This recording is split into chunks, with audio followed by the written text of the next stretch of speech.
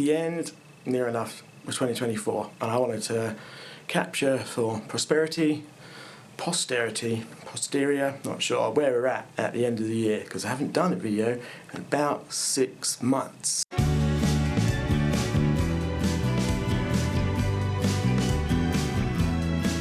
Lots has happened. I've reorganised the studio.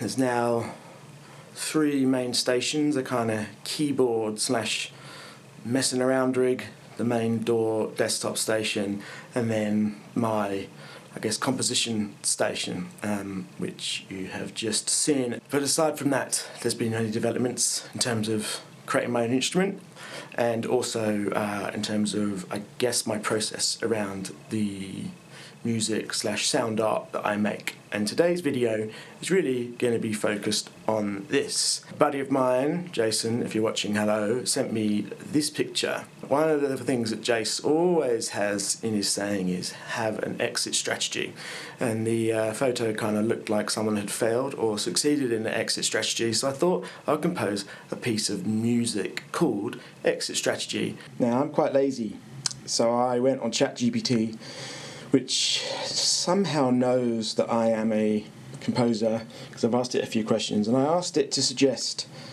a key, a mode, and a set of notes, and that is what it came up with.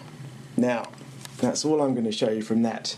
I wanted to just zoom out a little bit and show you my rig. So my rig is really condensed down into an iPad running AUM, piano plugin, and a lot of effects through the Bestie by Bastel mixer, but really all that's doing is just taking in the input from the iPad, sending it out via the Strager and back in on channel 1. Launch control controls various things inside the iPad, so I don't really have to touch the iPad when it's playing.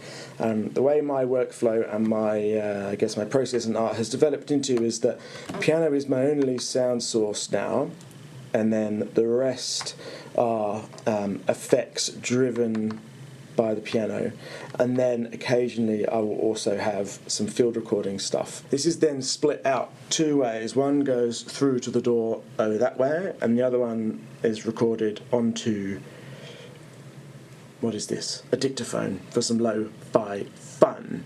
Now the other thing we've got is on the other side of the room over here. So as part of the keyboard rig, I also have this little mini jack cable which comes out to another dictaphone. I worked out a little hack with the dictaphones where you can hold down a little thing in here, and then these become little battery powered microphones.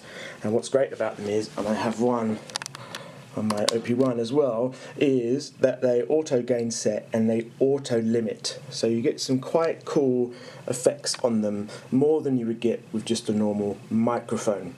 I then feed all this back into Logic, stereo from the rig, mono from the room dictaphone, and then I'll add in a 3rd channel and I'll record off the tape. Let's hit play.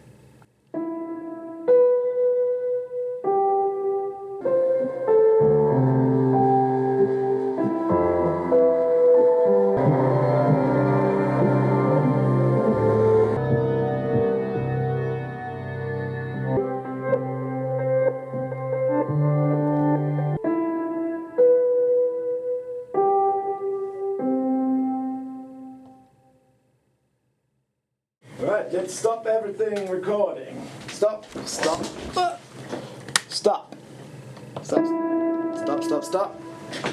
And you stop. Let's listen. Just normalize this. Normalize. Okie dokie. Let's listen back.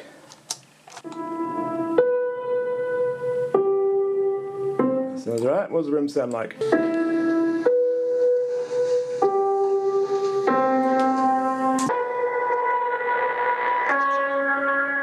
So this is session. Top 1 is the main mix recorded straight into the machine. 2nd is dictaphone, and 3rd is the room dictaphone. All I'm really doing on the 1st channel is a bit of high-end roll-off to get rid of some of the hiss.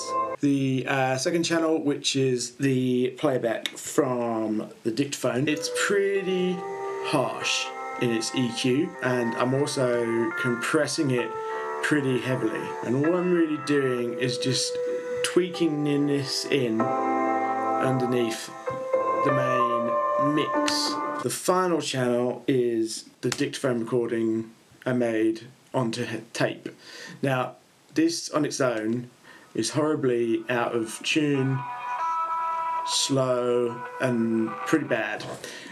So basically all I've done is in this little breakdown section here, I have panned this hard right and turned it right down. And all it's really doing is when you get to this middle section, when you hear it back, you hear this sort of echoing off to the right, and it just adds a little bit of interest. The additional new Quantec reverb thing in Logic, which I find just adds like a big amount of space to this.